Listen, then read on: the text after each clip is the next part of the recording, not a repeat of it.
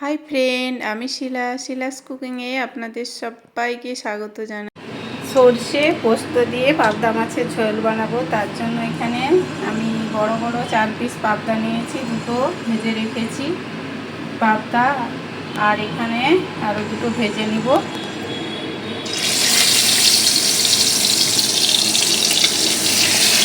আর এখানে মশলা করার জন্য আগে সরষে আর পোস্তটাকে শুকনো গুঁড়ো করে নিয়ে তার মধ্যে কাঁচা লঙ্কা, একটু পেঁয়াজ, টমেটো দিয়ে আবার একটু পেস্টটা বানিয়ে নেব।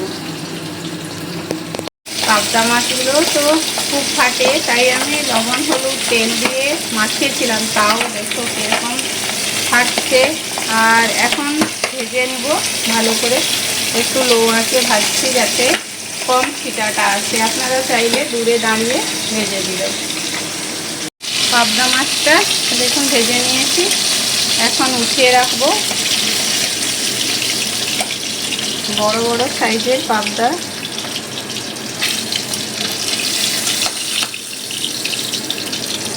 আমাদের মেদিনীপুরের স্টাইলে পাবদা মাছের ঝাল আমরা কীরকম বানাই দেখুন।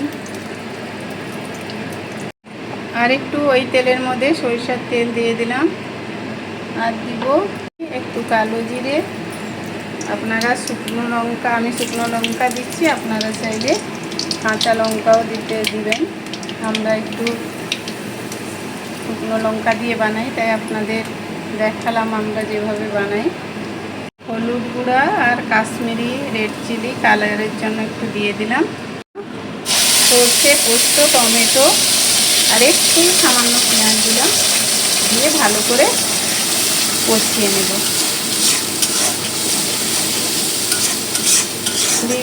অনেকে অনেক রকম স্টাইলে পাবদা মাছের ঝাল বানান, আমরা মেদিনীপুরে কীরকমভাবে বানাই অবশ্যই এই রকম রেসিপিটা বাড়িতে ট্রাই করুন। আর আমাকে কমেন্ট করে জানান আমার এই রেসিপি কেমন লাগছে। আর যদি ভালো লাগে প্লিজ চ্যানেলটা লাইক সাবস্ক্রাইব করুন।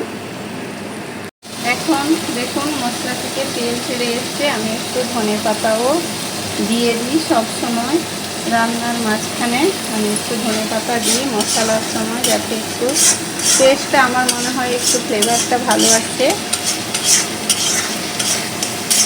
এখন পরিমাণ মতো জল দিয়ে দেবো, মিক্সি ধোয়া কৌটাটাতে জলটা দিয়ে দিলাম। ভেজে রাখা পাবদা মাছগুলো দিয়ে দিলাম।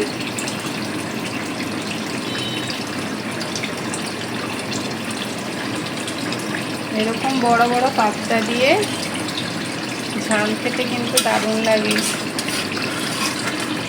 অবশ্যই বাড়িতে ট্রাই করবেন আমার এই রেসিপি। যদি ভালো লাগে প্লিজ চ্যানেলটা লাইক সাবস্ক্রাইব কমেন্ট করতে ভুলবেন না। 5 মিনিট ফুটিয়ে নিব, ফুটিয়ে নামিয়ে দেব। আমার পাবদা মাছের ঝাল রেডি হয়ে গেছে। এখন আর ভাত দিয়ে খাবো যেহেতু, সেই জন্য আর আমি গ্রেভিটা কমাবো না। উপর থেকে একটু ধনেপাতা ছড়িয়ে দিলাম, এখন নামিয়ে নিব। আর আমার পাবদা মাছের ঝাল রেডি হয়ে গেল।